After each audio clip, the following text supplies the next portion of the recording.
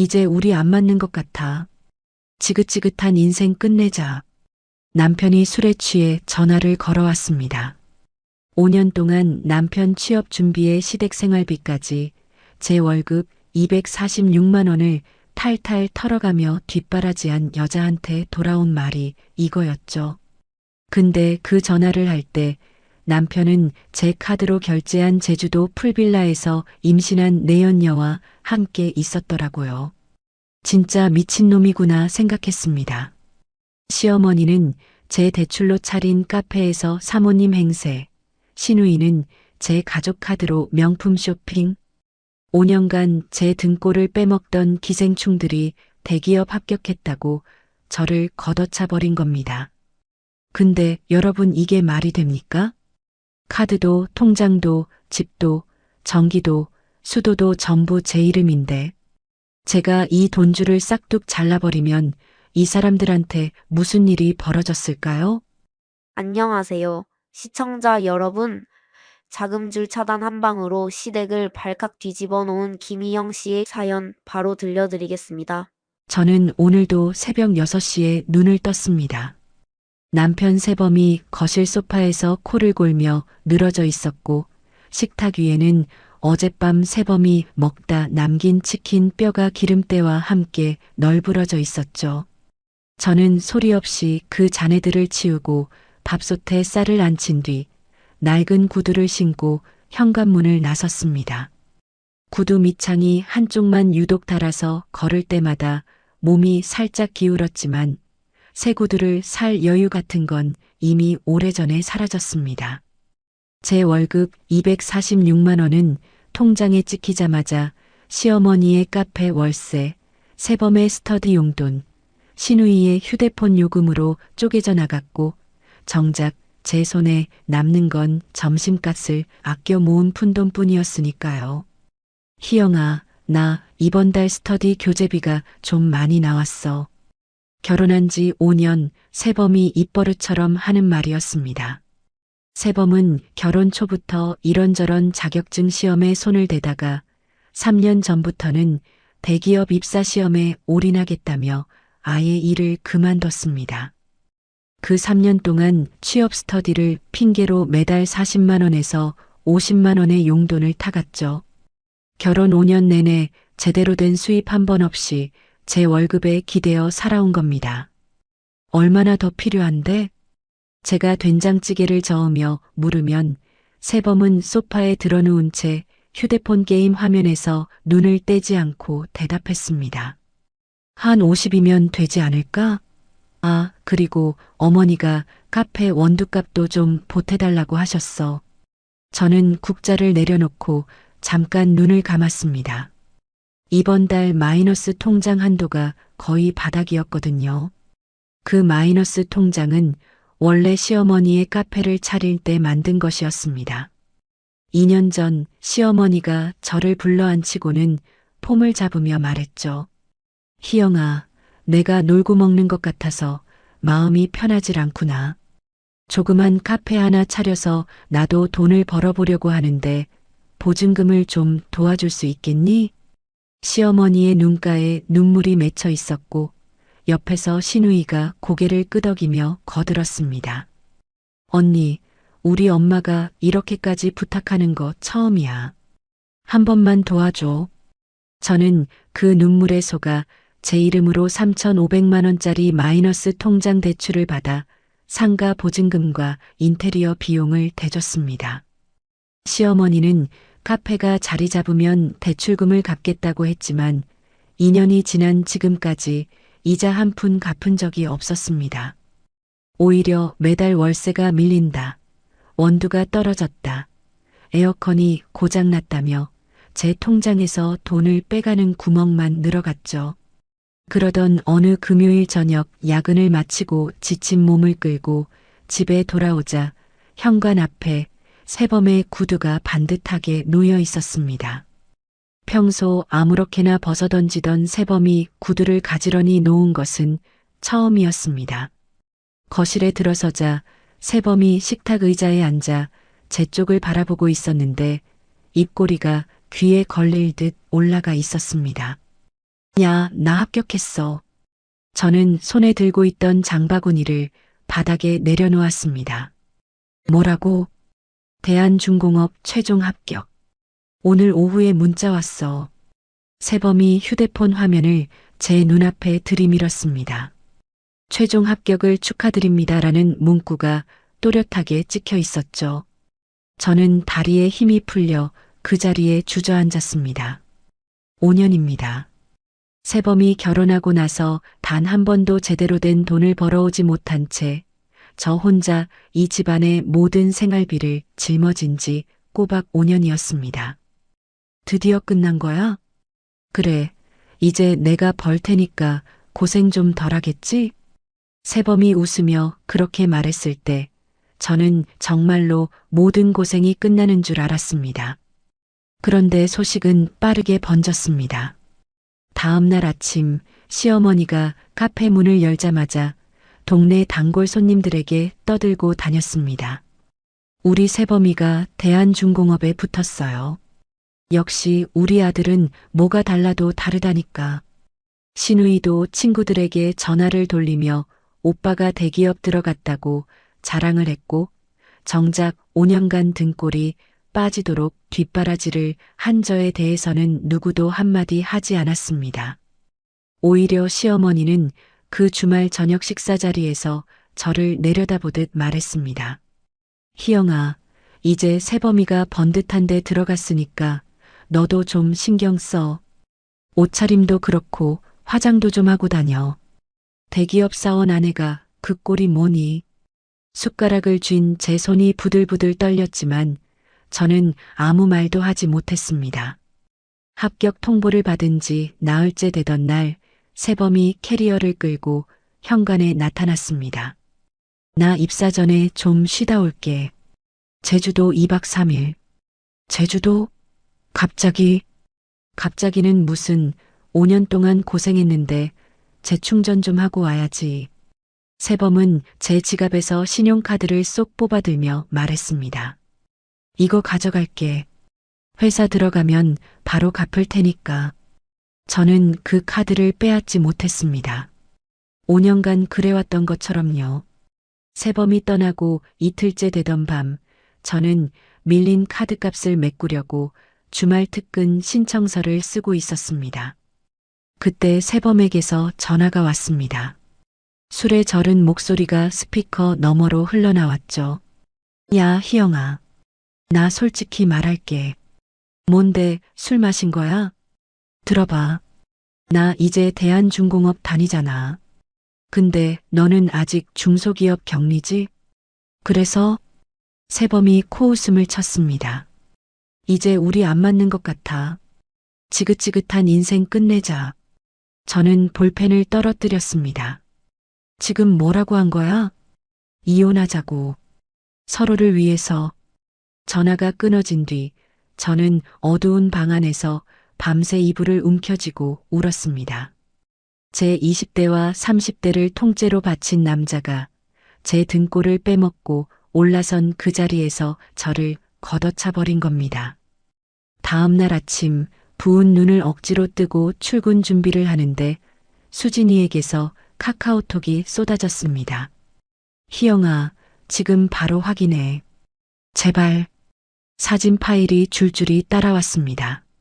제주도 최고급 호텔 로비에서 세범이 낯선 여자의 허리를 감싸고 있는 사진, 렌터카 조수석에서 여자가 세범의 어깨에 기대 웃고 있는 사진, 손이 떨려 휴대폰을 놓칠 뻔했습니다. 수진이의 메시지가 이어졌습니다. 이 여자 세범이가 스터디 다닐 때부터 같이 붙어 다녔어. 그리고 며칠 전에 둘이 산부인과 들어가는 거 내가 직접 봤어. 저는 화장대 거울 앞에서 멈췄습니다. 거울 속에 비친 제 얼굴은 밤새 온 자국으로 엉망이었고 달아빠진 실내화 위로 제 발가락이 삐져나와 있었습니다. 세범이 저에게 지긋지긋한 인생을 끝내자고 전화한 그 순간 세범은 제 카드로 결제한 풀빌라에서 임신한 여자와 함께 있었던 겁니다. 저는 거울 속에 제 눈을 똑바로 들여다봤습니다. 눈물이 마르고 난 자리에 차가운 것이 올라왔습니다. 좋아, 지긋지긋한 인생 끝내자고. 그래, 끝내주지. 내가 쥐고 있는 돈줄이 끊기면 내 인생이 어떻게 되는지 똑똑히 보여줄게. 수진이가 보내준 사진들을 한 장 한 장 넘길 때마다 제 손끝이 차갑게 식어갔습니다. 하지만 저는 더 이상 울지 않았습니다. 울 시간에 할 일이 있었으니까요. 저는 출근을 포기하고 식탁 앞에 앉아 휴대폰으로 은행 앱과 카드사 앱을 동시에 열었습니다. 먼저 세범이 들고 간 제 명의 신용카드의 최근 결제 내역부터 뒤졌죠. 제주도 서귀포 풀빌라 1박 42만 원. 제주도 고급 레스토랑 18만 원. 면세점 명품 매장 127만 원. 숫자를 볼 때마다 관자놀이가 욱신거렸지만 저는 이를 악물고 화면을 계속 내렸습니다. 그런데 제주도 내역만 문제가 아니었습니다. 지난 3개월간의 결제 내역을 추적하자 세범이 교재비라며 타간 돈의 흔적이 전혀 다른 곳에 찍혀 있었습니다. 강남 백화점 여성 핸드백 매장 89만 원, 청담동 네일숍 12만 원, 성수동 브런치 카페 7만 원. 스터디 교재를 산다던 남자가 여자 가방과 네일숍에 돈을 쓴 겁니다. 그뿐이 아니었습니다. 제가 시어머니와 시누이에게 나눠준 가족 카드 내역을 열어보니 시어머니는 지난달에만 백화점 명품관에서 198만 원을 긁었고 시누이는 수입 화장품 매장에서 67만 원어치를 결제해 놓았습니다. 카페 운영비라고 했던 돈은 카페가 아니라 시댁 식구들의 허영심을 채우는데 고스란히 쓰이고 있었던 거죠. 저는 휴대폰을 내려놓고 천천히 심호흡을 했습니다. 그리고 카드사 고객센터에 전화를 걸었습니다. 네, 고객님. 무엇을 도와드릴까요? 김희영입니다. 제 명의로 발급된 카드 전부를 지금 즉시 정지해 주세요. 본 카드, 가족 카드 전부 다요. 모든 카드를 정지하시는 건가요? 혹시 사유를 여쭤봐도 될까요? 도난이요. 제 허락 없이 다른 사람이 쓰고 있어요. 상담원이 본인 확인 절차를 진행하는 동안 저는 식탁 위에 흩어진 세범의 취업 스터디 교재들을 내려다봤습니다. 교재 사이사이에 끼워진 카페 영수증들, 전부 여자와 함께 간 흔적이었습니다. 정지 처리 완료되었습니다. 재발급을 원하시면 본인이 직접 방문하셔야 합니다. 재발급 안 합니다. 그리고 제 명의가 아닌 사람이 재발급 신청하면 절대 발급하지 말아주세요. 전화를 끊고 저는 바로 은행 앱을 열었습니다.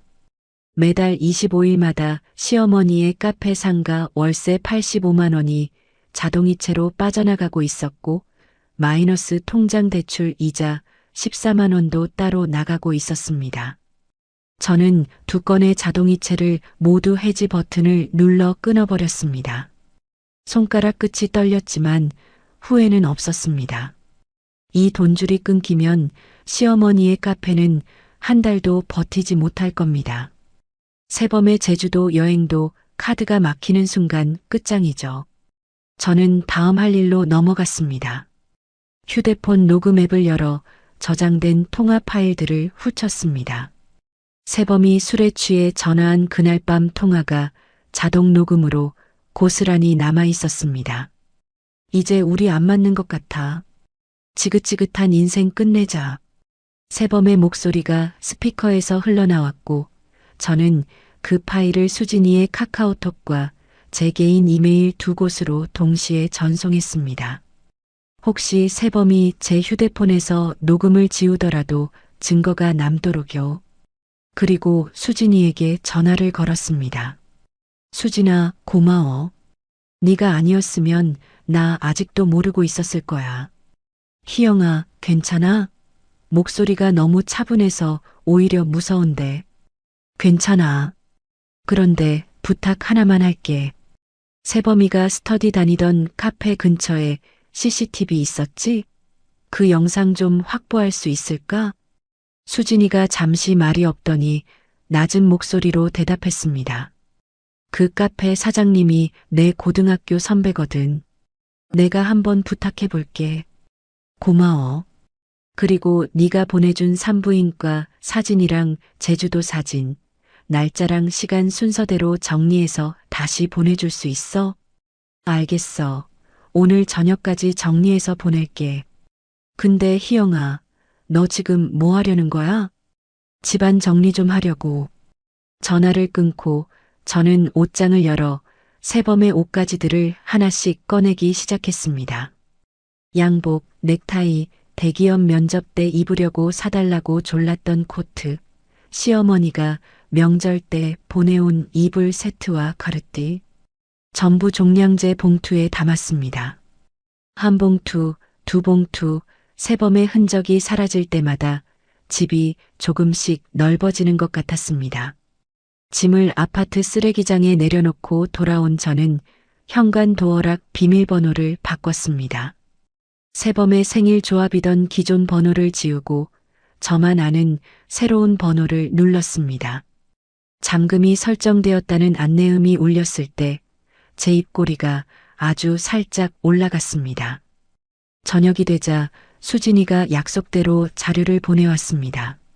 스터디 카페 근처 CCTV에 찍힌 세범과 고유정의 모습, 산부인과 앞에서 나란히 서 있는 두 사람의 사진, 제주도 호텔과 렌터카에서 찍힌 사진들. 저는 그것들을 날짜와 시간대별로 하나하나 정리해서 폴더에 담았습니다. 그리고 마지막으로 노트북을 열었습니다. 인터넷 검색창에 대한중공업 인사팀 이메일을 입력했습니다. 회사 홈페이지 채용 안내 페이지 맨 아래에 인사팀과 감사실 이메일 주소가 적혀 있었죠. 저는 새 메일을 열고 제목을 적었습니다. 귀사 신규 입사 예정자 박세범에 관한 제보입니다. 본문에는 세범이 제 명의의 카드를 무단으로 사용하여 내연녀에게 명품을 사주고 제주도 여행 경비를 탕진한 정황, 혼외자를 임신시킨 사실, 그리고 아내에게 폭언과 함께 일방적으로 이혼을 통보한 녹취록을 빠짐없이 적어 넣었습니다. 마지막 줄에는 이렇게 썼죠. 이러한 인물이 귀사에 입사할 경우 회사에 어떤 해를 끼칠지 신중하게 판단해 주시기 바랍니다. 수진이가 보내준 사진 파일과 녹음 파일, 카드 결제 내역 캡처 화면을 첨부했습니다. 마우스 커서가 전송 버튼 위에서 잠깐 멈췄습니다. 이 버튼 하나로 세범이 3년간 매달려온 모든 것이 무너집니다. 하지만 저는 1초도 망설이지 않았습니다. 전송 완료. 그 순간 제 휴대폰이 미친 듯이 울리기 시작했습니다. 화면에 남편이라는 글자가 떴다 사라졌다를 반복했고 그 사이사이로 시어머니, 시누이의 이름도 번갈아 올라왔습니다. 카드가 정지된 걸 알아챈 겁니다. 저는 휴대폰을 뒤집어 식탁 위에 내려놓았습니다. 화면이 바닥을 향한 채 쉴 새 없이 진동하는 휴대폰을 바라보며 저는 냉장고에서 우유 한 잔을 꺼내 천천히 마셨습니다. 다음 날 아침 알람 소리에 눈을 뜨자마자 휴대폰을 확인했습니다. 화면에 빨간 숫자가 찍혀 있었죠. 부재중 전화 88통, 세범 34통, 시어머니 29통, 시누이 18통, 모르는 번호 7통, 문자 메시지도 쏟아져 있었습니다. 세범이 보낸 문자는 시간 순서대로 읽으면 한편의 코미디 같았습니다. 밤 10시, 야 카드 왜 안 돼? 전화 좀 받아. 밤 11시, 장난하냐? 렌터카 반납비 결제가 안 된다고. 새벽 1시, 희영아 제발 전화 좀 받아. 여기서 못 나가. 새벽 3시, 미친년아 당장 카드 풀어. 시어머니의 문자는 더 볼만했습니다. 희영아, 카드가 갑자기 안 되는데 무슨 일이니? 로 시작해서 너 지금 뭐 하는 거야? 로 바뀌더니 마지막에는 내일 당장 올라가서 따질 거다. 로 끝나 있었죠. 저는 그 문자들을 한 글자도 빠짐없이 읽은 뒤 휴대폰을 침대 위에 던지고 세수를 하러 갔습니다. 거울 속의 제 얼굴은 어젯밤보다 훨씬 개운해 보였습니다. 평소와 다를 것 없이 출근했습니다.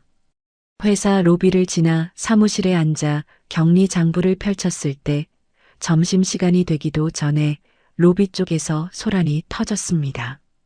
며느리가 어디 있어? 김희영이 여기 있다며. 시어머니였습니다. 파마머리가 헝클어진 채 경비원 2명과 실랑이를 벌이며 로비를 뚫고 들어오고 있었죠. 얼굴이 하얗게 질려 있었고 손에는 구겨진 영수증 뭉치를 움켜쥐고 있었습니다. 저는 자리에서 일어나 로비로 내려갔습니다. 시어머니가 저를 발견하자마자 달려와 제 팔을 붙잡았습니다. 너 지금 뭔 짓을 한 거야? 건물주한테 전화 왔어. 당장 월세 안 내면 가게 빼라고. 어머니, 여긴 제 직장이에요. 여기서 이러시면 안 됩니다. 직장이 뭐가 중요해? 카페 문 닫게 생겼는데 자동이체가 왜 갑자기 끊기는 거야? 시어머니가 제 팔을 흔들며 목소리를 높였고 사무실에서 동료들이 하나둘 고개를 내밀었습니다. 제가 낸 돈이니까 제가 끄는 거예요. 뭐라고? 시어머니의 눈이 휘둥그레졌습니다. 저는 시어머니의 손을 조용히 떼어내며 말했습니다. 2년 동안 카페 월세, 대출이자, 원두값, 인테리어 수리비까지 제가 다 냈어요. 어머니는 그 돈으로 백화점 명품관에서 198만 원짜리 쇼핑을 하셨더라고요. 지난달에요. 그건. 그리고 시누이도 제 가족 카드로 수입 화장품 67만 원어치 사셨던데 카페 운영비라고 하신 게 이런 뜻이었나요? 시어머니의 입이 벌어졌다 닫혔습니다. 눈동자가 좌우로 흔들렸고 움켜쥐고 있던 영수증 뭉치가 바닥에 흩어졌습니다. 너 지금 시어머니한테 이게 무슨 버릇이야? 새범이한테 다 잃을 거다. 잃으세요. 그런데 어머니, 새범이한테 전화해 보셨어요? 시어머니의 표정이 살짝 흔들렸습니다. 새범이가 전화를 안 받아서 그러는 거 아니야.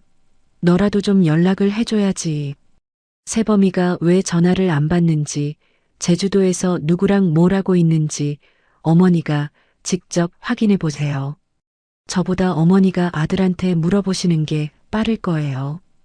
저는 더 이상 말을 보태지 않았습니다. 시어머니가 뭔가 더 캐묻고 싶은 표정이었지만 저는 경비원에게 고개를 끄덕여 보였습니다. 경비실에 부탁드릴게요. 2분 밖으로 안내해 주세요.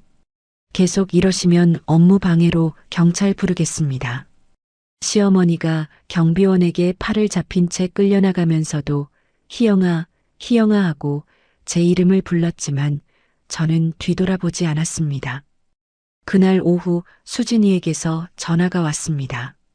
희영아, 새범이 서울로 돌아왔대. 어떻게 왔어? 카드 막혔을 텐데. 같이 있던 여자 비상금까지 털어서 비행기표 겨우 끊었나 봐. 근데 지금 너네 아파트 앞에서 난리가 났다더라. 저는 자리에서 일어나 창문 쪽으로 걸어갔습니다.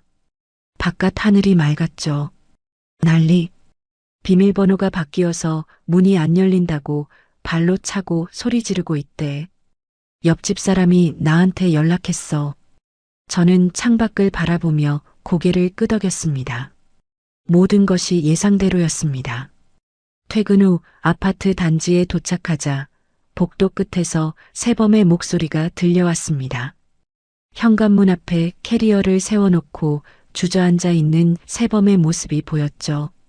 머리카락은 기름지게 들러붙어 있었고 제주도에서 입고 갔던 셔츠는 구겨질 대로 구겨져 있었습니다. 새범이 저를 발견하자 벌떡 일어섰습니다. 야, 너 비밀번호 왜 바꿨어? 내 짐은 다 어디 갔고? 쓰레기장. 뭐? 내 짐 전부 쓰레기장에 버렸어. 새범의 얼굴이 벌겋게 달아올랐습니다. 주먹을 불끈 쥐며 한 발짝 다가왔지만 저는 한 발짝도 물러서지 않았습니다. 너 미쳤어? 내 양복이 얼마짜린지 알아? 네가 산 거 아니야. 내 돈으로 산 거지. 이 집은 우리 집이야. 당장 문 열어. 아니, 이 집은 내 이름으로 된 내 집이야.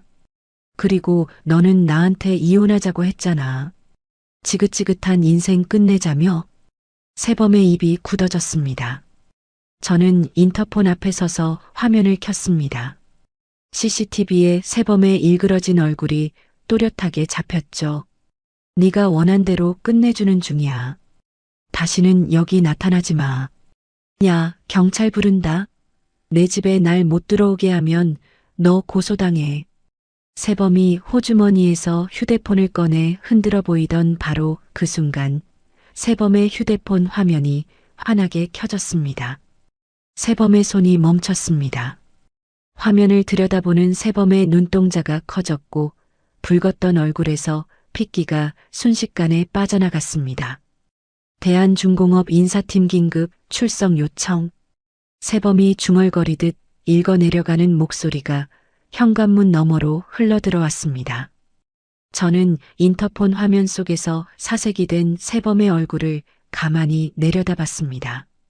같은 시각 수진이에게서 문자가 왔습니다. 시어머니랑 시누이 카페 셔터 내리고 짐 싸서 어디론가 사라졌대. 사채업자들이 가게 앞에 찾아왔었나 봐. 저는 휴대폰을 주머니에 넣고 현관문 잠금을 한 번 더 확인했습니다. 거실 소파에 앉아 따뜻한 물 한 잔을 마시며 바깥 복도에서 점점 작아지는 세범의 발소리를 들었습니다. 세범이 인사팀에 불려간 다음 날 수진이에게서 전화가 왔습니다. 희영아, 세범이 잘렸대. 잘렸다고? 응. 정식 발령도 못 받고 징계 해고래. 감사실에서 네가 보낸 자료 보고 바로 조사에 들어갔나 봐. 사진이랑 카드 내역이랑 녹음 파일까지 있으니까 세범이가 반박을 못했대. 저는 부엌에서 컵을 씻다가 수도꼭지를 잠갔습니다. 물방울이 싱크대 바닥에 또르르 굴러 떨어지는 소리만 조용히 울렸죠. 어디서 들었어? 세범이 스터디같이 하던 애가 내 후배 남편이거든. 감사실에서 불륜 사진이 나왔다고 회사 안에서 소문이 쫙 퍼졌대. 세범이 사원증도 못 따라보고 짐 상자 하나 들고 로비에서 나왔다더라. 저는 창밖을 바라봤습니다. 아무 감정도 들지 않았습니다. 통쾌하지도 후련하지도 않았죠. 그냥 당연한 일이 당연하게 벌어졌을 뿐이었습니다. 그리고 고유정이라는 여자 있잖아. 응. 세범이 잘렸다는 소식 듣고 완전 뒤집어졌대. 대기업 사원이니까 붙어 있었던 건데 하루아침에 백수가 됐으니. 수진이가 말을 이었습니다. 지금 세범이가 유정인의 원룸에 들어가서 살고 있대. 거기에 시어머니랑 시누이까지 몰려왔다더라. 저는 싱크대에 기대며 눈을 감았습니다. 제가 끊어버린 돈줄 때문에 갈 곳이 없어진 기생충들이 고유정의 좁은 원룸에 전부 모여든 겁니다. 원룸에 4명이 산다고? 응. 매일 고함 소리가 터져나와서 경찰이 벌써 2번 출동했대. 옆방 사람이 층간소음으로 신고한 거래. 저는 수진이에게 고맙다고 말하고 전화를 끊었습니다. 제 돈 없이는 단 며칠도 버티지 못하는 사람들이었습니다. 3년간 제 등골을 빼먹던 자들의 실체가 이렇게 허망한 것이었죠. 그로부터 4일이 지났습니다. 금요일 야근을 마치고 아파트 현관 앞에 도착한 저는 걸음을 멈췄습니다. 도어락이 없었습니다. 제가 바꿔놓은 도어락이 통째로 뜯겨나가 있었고 그 자리에 낯선 번호판이 달린 새 기계가 박혀 있었습니다. 현관문이 벌컥 열렸습니다. 세범이 문틈에 서서 저를 내려다보고 있었습니다. 그 뒤로 캐리어 3개와 검은 비닐봉지들이 거실 바닥에 나뒹구는 게 보였죠. 들어와. 할 얘기가 있어. 세범의 목소리는 제주도에서 전화할 때와는 전혀 달랐습니다. 이를 악문 듯 턱에 힘이 잔뜩 들어가 있었고 눈 밑에 시커먼 그늘이 내려앉아 있었습니다. 저는 세범의 어깨 너머로 거실을 들여다봤습니다. 시어머니가 제 소파에 드러누워 천장을 보고 있었고 시누이는 부엌 바닥에 쪼그려 앉아 휴대폰을 만지작거리고 있었습니다. 그리고 거실 한쪽 구석에 배가 불룩한 여자가 제 쿠션을 베고 누워 있었죠. 고유정이었습니다. 이게 뭐야? 나 아직 이혼 서류에 도장 안 찍었어. 법적으로 나도 이 집에서 살 권리가 있다고. 세범이 현관문 앞을 떡 버티고 서며 말했습니다. 재산 분할로 이 집값의 반 내놓기 전까지는 절대 안 나가. 알아들어? 시어머니가 소파에서 몸을 일으키며 소리쳤습니다.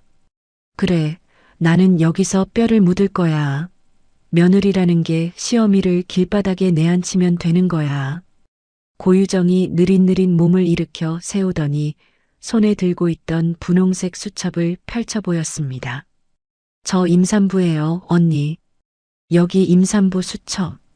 뱃속에 세범 씨 아이가 있는데 설마 임산부를 길거리로 쫓아내진 않겠죠? 고유정이 입꼬리를 올리며 저를 빤히 쳐다봤습니다. 저는 현관 앞에 서서 4명의 얼굴을 하나하나 훑었습니다. 시어머니의 뻔뻔한 눈, 시누이의 찔리는 듯한 눈, 세범의 독이 오른 눈, 고유정의 얄밉게 웃는 눈. 이 자리에서 밀고 들어가면 세범은 경찰을 부를 겁니다. 부부 싸움이라고 말하겠죠. 경찰이 와도 법적 부부인 이상 억지로 끌어낼 수 없다는 걸 세범도 알고 있을 겁니다. 저는 심호흡을 한 번 했습니다. 그리고 입을 열었죠. 그래, 한번 해봐. 그 안에서 얼마나 버틸 수 있는지. 세범의 눈썹이 살짝 꿈틀했습니다. 뭐? 전기, 수도, 가스? 전부 내 이름이야. 그거 알고 들어온 거지? 거실이 조용해졌습니다. 시어머니가 소파에서 몸을 반쯤 일으킨 채 저를 바라봤고 고유정의 입꼬리가 천천히 내려갔습니다. 저는 더 이상 아무 말도 하지 않았습니다. 현관문을 닫고 몸을 돌렸죠. 아파트 단지를 빠져나와 길 건너편 비즈니스 호텔에 방을 잡았습니다. 깨끗한 침대 위에 가방을 내려놓고 휴대폰을 꺼냈습니다. 먼저 관할 경찰서 번호를 검색해 저장했습니다. 그리고 한국전력, 수도사업소, 도시가스 고객센터 번호를 차례로 메모장에 적었습니다. 내일 아침 9시 업무 시작과 동시에 전화할 겁니다. 저는 호텔 창문 너머로 보이는 아파트 불빛을 바라봤습니다. 제 집 거실에서 새어나오는 환한 불빛이 보였죠. 제 전기로, 제 물로, 제 가스로 편하게 버티고 있는 기생충들의 마지막 밤이었습니다. 다음 날 아침 호텔 침대에서 눈을 뜨자마자 시계를 확인했습니다. 8시 47분. 저는 세수를 하고 침대 가장자리에 앉아 메모장에 적어둔 번호들을 꺼내놓고 9시가 되기를 기다렸습니다. 9시 정각 한국전력 고객센터에 전화를 걸었습니다. 네, 고객님. 무엇을 도와드릴까요? 김희영입니다. 제 명의로 된 아파트 전기 공급을 오늘 중으로 중단해 주세요. 공급 중단이요? 혹시 현재 거주자가 계신 상태인가요? 제가 명의자인데 지금 제 허락 없이 다른 사람들이 무단으로 들어가 있어요. 도어락도 부수고 들어갔고요. 빈집에 불법으로 침입한 건데 화재나 안전사고가 나면 명의자인 저한테 책임이 오잖아요. 상담원이 잠시 침묵했습니다. 확인 절차를 거쳐야 하지만 명의자 본인의 안전사고 우려 요청이시라면 당일 처리가 가능합니다. 오늘 안으로 부탁드립니다. 전화를 끊고 바로 수도사업소에 걸었습니다. 같은 말을 반복했고 같은 결과를 받아냈죠. 마지막으로 도시가스 고객센터까지 3통의 전화를 마치는데 40분이 걸렸습니다. 저는 메모장에 적힌 3개의 번호 옆에 하나씩 체크 표시를 했습니다. 전기, 수도, 가스? 오늘 안으로 전부 끊깁니다. 회사에 반차를 내고 관할 경찰서로 향했습니다. 민원실 의자에 앉아 번호표를 뽑고 기다리는 동안 휴대폰에 세범의 문자가 쌓이고 있었습니다. 야, 전기 나갔어. 뭔 짓이야? 수도도 안 나와. 너 진짜 미쳤어? 당장 전화해. 안 그러면 가만 안 둬. 그 아래로 시어머니의 문자도 올라왔습니다. 희영아, 물이 안 나온다. 제발 이러지 마라. 저는 문자를 읽지 않고 화면을 껐습니다. 번호가 불리자 저는 접수 창구 앞에 앉아 미리 준비해온 서류 봉투를 열었습니다. 고소장 접수하러 왔습니다. 담당 직원이 서류를 받아들었고 저는 차근차근 설명했습니다. 먼저 고유정이라는 사람이 제 남편의 신용카드, 정확히는 제 명의의 카드로 결제된 명품을 가져갔습니다. 카드 결제 내역과 물건을 들고 있는 사진이 여기 있고요. 봉투에서 카드 내역 캡처 화면과 수진이가 찍어 보내준 사진들을 꺼내 놓았습니다. 그리고 제 아파트 현관 도어락을 부수고 무단으로 침입한 건에 대해서도 신고합니다. 박세범 외 3명이 현재 제 집에 들어가 있는 상태고요. 도어락이 파손된 사진은 여기 있습니다. 전날 밤 현관에서 찍어둔 도어락 파손 사진을 내밀었습니다. 뜯겨나간 기계 자리에 나사 구멍이 드러난 사진이었죠. 담당 직원이 서류를 넘기며 물었습니다. 남편분도 같이 고소하시는 건가요? 네. 재물손괴 부분은 남편 포함 전원이요. 그리고 고유정이라는 여자는 따로 상간 행위에 대한 손해배상도 청구할 겁니다. 민사소송은 법원에 별도로 접수하셔야 합니다. 알고 있습니다.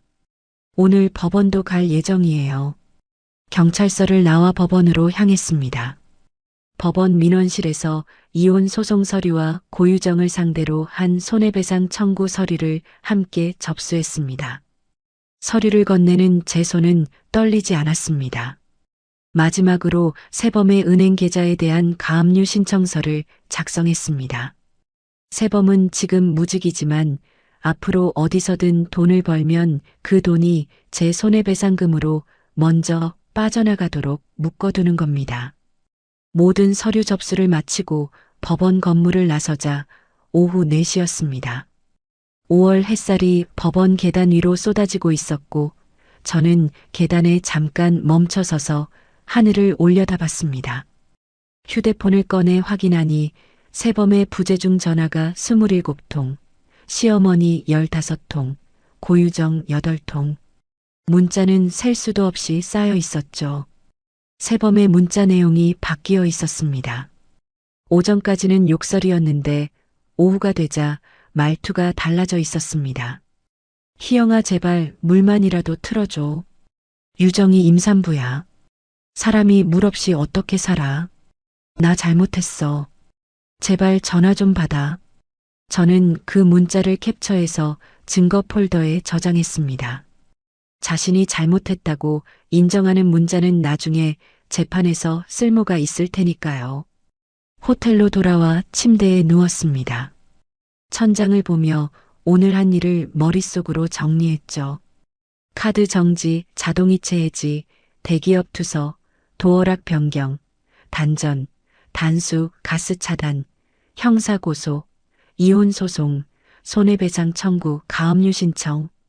그리고 저 아파트 안에는 전기도 물도 가스도 없는 어둠 속에서 서로를 붙잡고 버티는 4명의 기생충이 있습니다. 수진이에게서 밤 10시에 전화가 왔습니다. 희영아, 너네 아파트 옆집 사람한테 연락 왔는데. 응. 안에서 여자가 고함을 지르다가 누군가 뺨을 때리는 소리가 났대. 그리고 유정이라는 여자가 세범이한테 소리 질렀다더라. 너 때문에 내 인생이 망했다고. 저는 호텔 창문 너머로 아파트 단지를 바라봤습니다. 어젯밤까지 환하게 빛나던 제 집 창문이 까맣게 꺼져 있었습니다. 내일이면 나올 거야. 뭐? 물 없이 사흘을 버틸 수 있는 사람은 없으니까. 저는 수진이에게 잘 자라는 인사를 하고 전화를 끊었습니다. 호텔 이불을 턱까지 끌어올리고 눈을 감았죠. 깨끗한 시트에서 섬유유연제 냄새가 났고 에어컨이 적당한 온도로 방안을 식혀주고 있었습니다. 편안한 밤이었습니다. 사흘째 되던 날 아침 수진이에게서 문자가 왔습니다. 지금 너네 아파트 앞에 경찰차 왔어. 나와봐. 저는 호텔에서 세수를 마치고 옷을 갈아입은 뒤 아파트 단지로 걸어갔습니다. 단지 입구에 경찰차 한 대가 서 있었고 아파트 공동 현관 앞에 사람들이 모여 있었죠. 저는 단지 맞은편 주차장에 세워둔 제 차에 올라타 선글라스를 쓰고 앞유리 너머로 지켜봤습니다. 공동 현관문이 열리더니 세범이 먼저 비틀거리며 나왔습니다. 3일간 씻지 못한 머리카락이 기름에 절어 이마에 들러붙어 있었고 입술이 하얗게 갈라져 있었습니다. 세범 뒤로 시어머니가 벽을 짚으며 나왔고 신우이가 시어머니의 팔을 부축하고 있었죠. 마지막으로 고유정이 불룩한 배를 안고 현관을 빠져나왔습니다. 4명 모두에게서 악취가 났는지 주변에 서 있던 주민들이 코를 가리며 한 발짝 물러섰습니다. 세범이 고유정에게 고개를 돌렸습니다. 네가 임산부 수첩 흔들면서 쫓아내보라고 했잖아. 그래서 어떻게 됐어? 지금 그걸 나한테 따지는 거야? 물이 없어서 3일 동안 얼마나 고생했는데. 고유정이 쉰 목소리로 쏘아붙이자 시어머니가 끼어들었습니다. 시끄러. 둘 다 입 닥쳐. 니들이 쳐들어가자고 해서 이 꼴이 된 거잖아. 신우이가 시어머니의 등을 토닥이며 말했습니다. 엄마, 여기서 이러지 말고 일단 어디라도 가자. 바로 그때 경찰관 2명이 다가왔습니다. 키가 큰 경찰관이 세범 앞에 섰죠. 박세범 씨 맞으십니까? 세범의 고개가 경찰관 쪽으로 돌아갔습니다. 네, 그런데요. 재물손괴와 주거침입 혐의로 고소장이 접수되어 있습니다. 아파트 현관 도어락을 부순 건에 대해 조사를 받으셔야 합니다. 세범의 입이 벌어졌습니다. 그게 제 아내 집인데요. 저는 남편이고 법적으로 부부라서 도어락을 강제로 파손한 건 부부관계와 무관하게 재물손괴에 해당합니다. 그리고 함께 있던 분들도 신원 확인 부탁드리겠습니다. 경찰관이 시어머니와 신우이, 고유정에게도 신분증 제시를 요청했습니다. 시어머니가 두 손을 내저으며 뒷걸음질 쳤습니다. 아니, 나는 그냥 아들 따라온 것뿐이에요. 나는 아무것도 안 했어요. 경찰관이 고유정에게 시선을 옮겼습니다. 고유정 씨, 본인 앞으로 작물 취득 혐의 고소장이 접수되어 있습니다. 타인 명의의 카드로 결제된 물품을 수령한 건에 대해서 조사가 필요합니다. 고유정의 얼굴이 일그러졌습니다. 다리에 힘이 풀렸는지 그 자리에 털썩 주저앉으며 울음을 터뜨렸죠. 저 임산부예요. 이런 데서 이러시면 안 되잖아요. 임산부이신 점은 조사 과정에서 참고하겠습니다. 일단 지구대로 함께 가셔야 합니다. 주변에 모인 주민 숫자가 점점 늘어났습니다. 같은 동 아주머니들이 수군거리기 시작했고 아이를 유치원에 데려다 주려던 젊은 부부가 걸음을 멈추고 쳐다봤습니다. 세범이 주변 시선을 의식하며 고개를 숙였습니다. 대기업 사원증을 달고 출근하는 모습을 동네방네 자랑할 줄 알았던 그 남자가 3일간 씻지도 못한 행색으로 경찰 앞에 서 있었습니다. 시어머니가 신우이의 팔을 잡아 끌었습니다. 우리는 아들이 시키는 대로 한 것뿐이에요. 우리는 관계없어요. 시어머니는 그 말을 내뱉더니 신우이를 끌고 단지 밖으로 허둥지둥 걸어갔습니다. 경찰관이 뒤에서 부르자 시어머니는 걸음을 더 빨리 놀렸고 단지 앞 큰 길에서 손을 번쩍 들어 택시를 잡아탔습니다. 세범이 시어머니의 뒷모습을 멍하니 바라봤습니다. 3년간 아들 자랑을 하고 다니던 어머니가 경찰이 나타나자 1초도 망설이지 않고 아들을 버리고 도망친 겁니다. 세범이 고유정에게 고개를 돌렸습니다. 이게 다 너 때문이야. 네가 임신만 안 했으면 이렇게까지 안 됐어. 고유정이 바닥에 주저앉은 채로 고개를 들었습니다. 눈이 벌겋게 충혈되어 있었고 갈라진 입술 사이로 거친 숨이 새어나왔죠. 뭐라고? 나한테 아이 갖자고 한 게 누군데? 대기업 들어가면 다 해준다고 본처랑 정리한다고 한 게 누구 입이야? 닥쳐. 네가 꼬리를 쳤으니까 이 지경이 된 거 아냐? 고유정이 바닥을 짚고 일어서더니 세범의 얼굴에 침을 뱉었습니다. 박세범, 너 지옥에서 썩어. 너 같은 쓰레기는 평생 못 일어나. 경찰관이 둘 사이에 끼어들어 말렸고 세범과 고유정은 각각 다른 경찰관에게 이끌려 경찰차 쪽으로 걸어갔습니다. 걸어가면서도 고유정은 계속 울었고 세범은 고개를 푹 숙인 채 한마디도 하지 못했습니다. It hurt good, more than I can say. But maybe love isn't holding on. Maybe it's knowing when to walk away.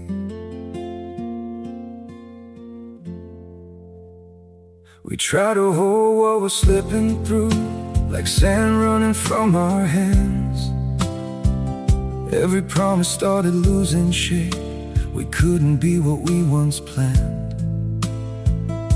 Your eyes would look right through mine, like you were already gone. We stayed too long in a fading light, trying to prove we still. It hurt good, more than I can say. But maybe love isn't holding on. Maybe it's knowing when to walk away.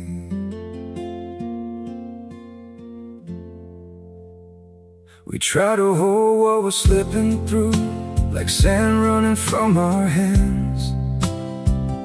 Every promise started losing shape. We couldn't be what we once planned. Your eyes would look right through mine, like you were already gone. We stayed too long in a fading light, trying to prove we still. It hurt good, more than I can say. But maybe love isn't holding on. Maybe it's knowing when to walk away.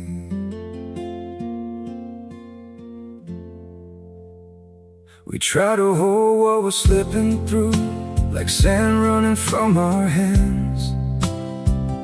Every promise started losing shape. We couldn't be what we once planned.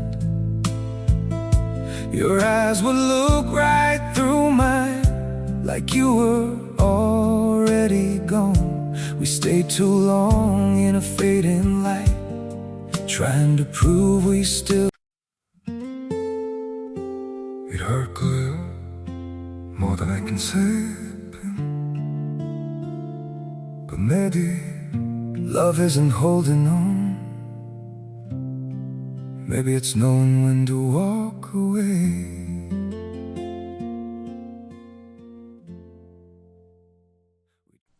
경찰차 문이 닫히고 차가 단지를 빠져나가는 것을 확인한 뒤 저는 차에서 내렸습니다. 휴대폰을 꺼내 열쇠 수리 업체에 전화를 걸었습니다. 오늘 오전 중으로 도어락 교체 가능할까요? 네, 주소 불러드릴게요. 이어서 청소업체에도 전화했습니다. 아파트 전체 청소 부탁드려요. 3일간 사람이 살았는데 상태가 좋지 않아서요. 네, 오늘 가능하시면 바로 와주세요. 전화를 끊고 아파트 공동 현관으로 걸어 들어갔습니다. 엘리베이터를 타고 올라가 현관문을 열자 악취가 확 밀려왔습니다. 변기에 물을 내리지 못해 화장실에서 나는 냄새, 3일간 쌓인 음식 쓰레기 냄새, 땀에 절은 이불 냄새가 뒤섞여 있었죠. 저는 코를 막지 않았습니다. 거실 바닥에 널브러진 기생충들의 흔적을 하나하나 눈에 담았습니다. 고유정이 쓰던 쿠션, 시어머니가 드러눕던 소파 위의 얼룩, 새범이 벽에 내리친 자국. 이것이 내 돈 없이 살아보겠다고 발버둥 친 자들의 마지막 모습이었습니다. 창문을 활짝 열었습니다. 바깥에서 따뜻한 바람이 불어들어와 묵은 공기를 밀어냈죠. 경찰 연행 사건이 있고 나서 저는 회사에 연차를 냈습니다. 오전에 법원으로 가서 그동안 모아둔 증거물들을 추가로 제출했죠.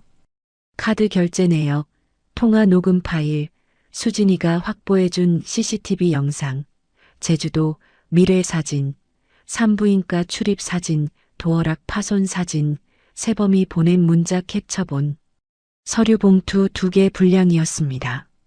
법원 직원이 서류를 넘기며 고개를 끄덕였고 저는 접수 확인증을 받아 가방에 넣었습니다. 이제 제가 할 수 있는 일은 다 했습니다. 재판 날짜가 잡히기까지 2달이 걸렸습니다. 그 2달 동안 저는 평소와 다름없이 출근하고 퇴근했지만 퇴근 후의 시간이 완전히 달라졌습니다. 더 이상 새범의 빨래를 개지 않아도 됐고 시어머니의 전화를 받지 않아도 됐고 시누이의 카드값을 걱정하지 않아도 됐습니다. 매달 통장에 찍히는 246만 원이 온전히 제 것이 된 건 결혼 후 처음이었죠. 저는 그 돈을 한 푼도 쓰지 않고 모았습니다. 예전부터 막연하게 품고 있던 꿈이 하나 있었거든요. 회사 격리 일을 하면서 숫자를 다루는 게 제일 편했고 돈의 흐름을 읽는 눈도 생겼습니다. 저처럼 남편이나 시댁에게 경제적으로 휘둘리는 여자들이 제 주변에도 꽤 있었죠. 그 사람들을 도울 수 있는 일을 해보고 싶다는 생각을 오래전부터 해왔습니다. 재판이 시작되자 새범 쪽에서 합의를 요청해 왔습니다. 새범의 아버지, 그러니까 평소에 얼굴도 비치지 않던 시아버지가 제 직장 앞까지 찾아왔습니다. 정문 앞에서 저를 기다리고 있다가 제가 나오자 두 무릎을 꿇었죠. 희영아, 제발 한 번만 봐줘라. 새범이가 잘못한 건 안다. 근데 전과자가 되면 그의 인생이 끝나. 합의금은 어떻게든 마련할 테니까. 시아버지의 눈가에 눈물이 맺혀 있었습니다. 주름진 손이 바닥을 짚고 있었고 지나가는 사람들이 힐끗힐끗 쳐다봤죠. 아버님, 일어나세요. 합의해주면 안 되겠니? 새범이 어미도 지금 식당 주방에서 설거지하면서 빚 갚고 있어. 충분히 벌 받고 있지 않니? 저는 시아버지 앞에 서서 잠깐 입을 다물었습니다. 5년간 시댁 식구들의 뒷바라지를 하면서 단 한 번도 나타나지 않았던 시아버지가 아들이 전과자가 될 위기에 처하자 무릎을 꿇고 있었습니다.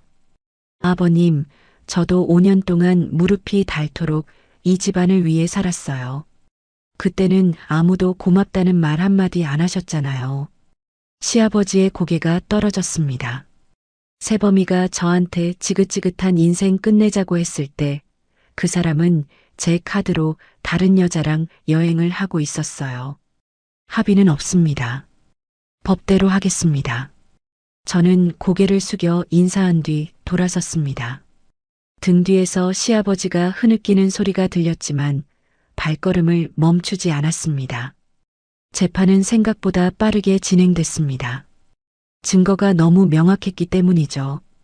새범은 법정에서 도어락을 부순 건 흥분해서 그런 것이지 고의가 아니라고 주장했습니다. 하지만 아파트 CCTV에 새범이 공구를 들고 도어락을 뜯어내는 장면이 또렷하게 찍혀 있었고 새범의 변명은 그 화면 앞에서 힘을 잃었습니다. 고유정은 임산부라는 점을 들어 선처를 호소했지만 제 명의의 카드로 결제된 127만 원짜리 명품 가방을 고스란히 가지고 있었다는 사실은 부정할 수 없었습니다. 재판 중에 제일 볼만했던 건 세범과 고유정이 서로의 탓을 하는 장면이었습니다. 세범이 입을 열었습니다. 고유정이 먼저 접근한 겁니다. 저한테 계속 연락하고 만나자고 해서. 고유정이 방청석에서 벌떡 일어났습니다. 거짓말하지 마. 스터디 끝나고 매일 밤 나한테 전화한 게 누군데. 조용히 하세요. 재판장이 고유정을 제지했고 고유정은 입술을 깨물며 자리에 앉았습니다. 한때 제 풀빌라에서 축배를 들던 두 사람이 법정에서 서로의 목을 물어뜯고 있었죠. 저는 방청석에 앉아 그 모습을 가만히 지켜봤습니다. 시어머니와 시누이도 증인으로 불려 나왔습니다. 시어머니는 증인석에서 연신 손수건으로 눈물을 닦으며 말했습니다. 저는 아들이 하라는 대로 했을 뿐이에요. 며느리한테 미안한 마음은 있어요. 하지만 제 카드로 백화점 명품관에서 198만 원을 긁은 내역이 화면에 뜨자 시어머니는 더 이상 아무 말도 하지 못했습니다. 모든 선고가 내려지던 날, 저는 아침 일찍 법원에 도착해 방청석 맨 앞줄에 앉았습니다. 이혼이 확정됐습니다. 세범에게 위자료 지급 명령이 내려졌고 고유정에게도 손해배상 판결이 나왔습니다. 세범의 재물손괴 혐의도 유죄가 인정됐죠. 판결문을 받아든 제 손이 떨렸습니다. 하지만 이번에는 분노나 슬픔 때문이 아니었습니다. 5년간 제 목을 죄고 있던 보이지 않는 끈이 마침내 끊어진 거였습니다. 법원 건물을 나서는데 수진이가 입구에서 기다리고 있었습니다. 끝났어? 응, 끝났어. 수진이가 저를 꼭 안아줬습니다. 고생했어, 희영아. 저는 수진이의 어깨에 얼굴을 묻고 잠깐 눈을 감았습니다. 울지는 않았습니다. 그냥 따뜻했습니다.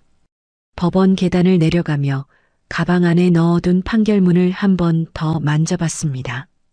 종이 한 장의 무게가 이렇게 묵직할 수도 있다는 걸 그날 처음 알았습니다.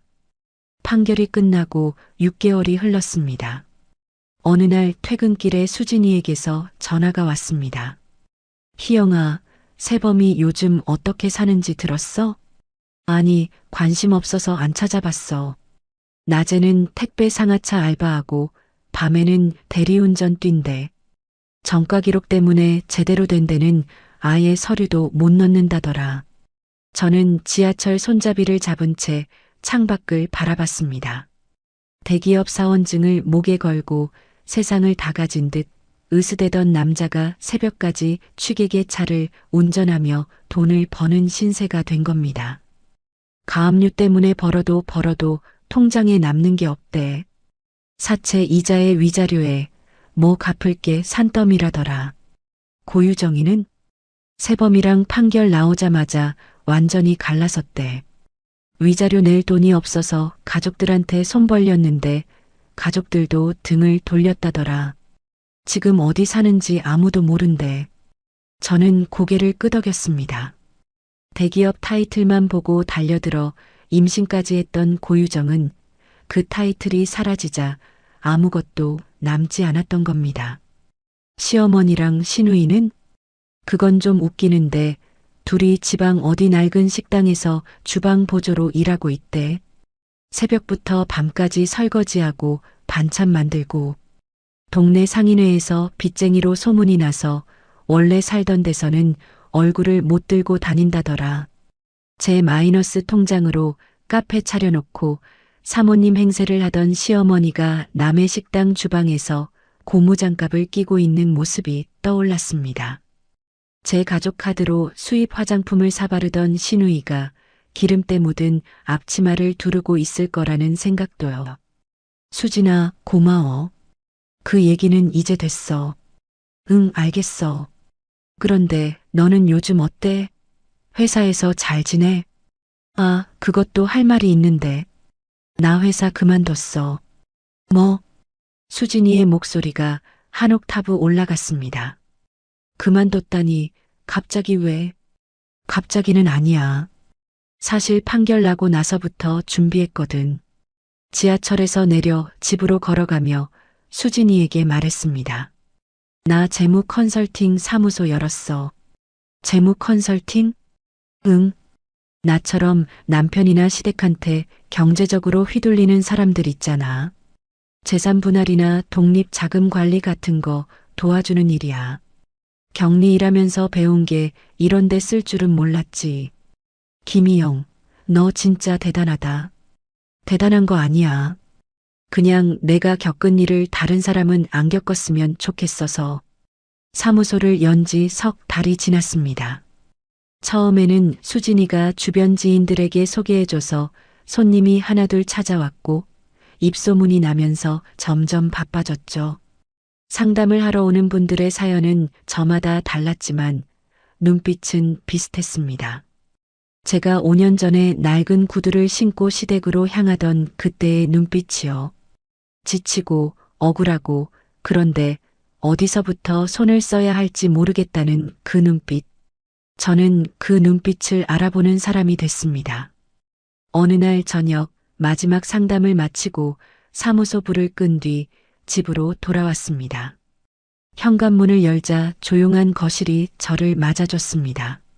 술 취한 새범의 콧소리 소리도 시어머니의 전화벨 소리도 카드값 고지서의 압박도 없었습니다.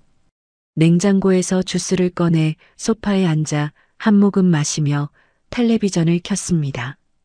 채널을 이리저리 돌리다가 아무 생각 없이 요리 프로그램을 틀어놓았죠. 이런 저녁이 있다는 걸 결혼 생활 5년 동안 한 번도 몰랐습니다.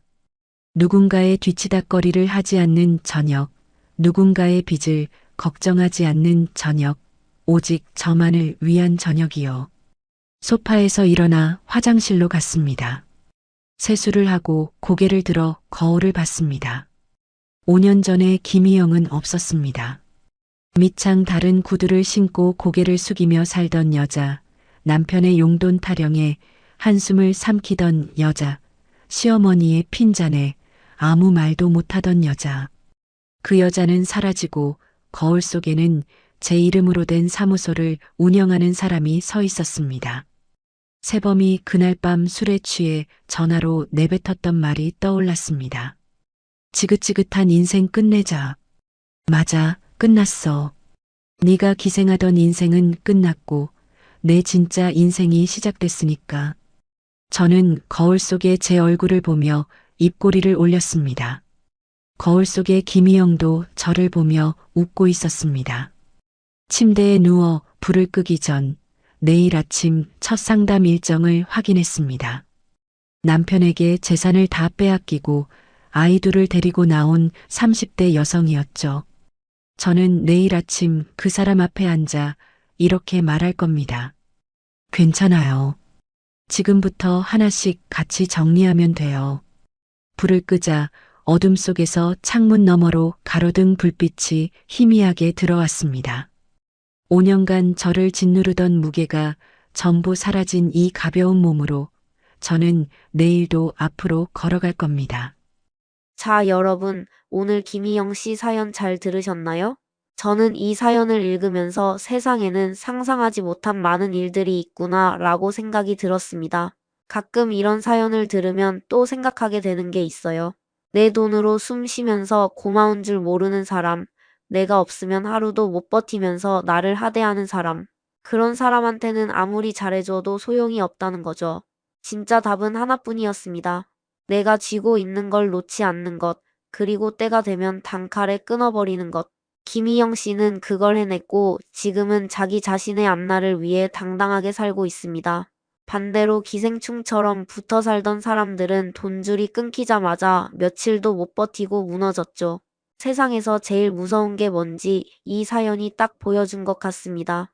이야기를 끝까지 들어주신 분이 계시다면 김희영 씨에게 힘이 될 수 있는 댓글 하나만 남겨주세요.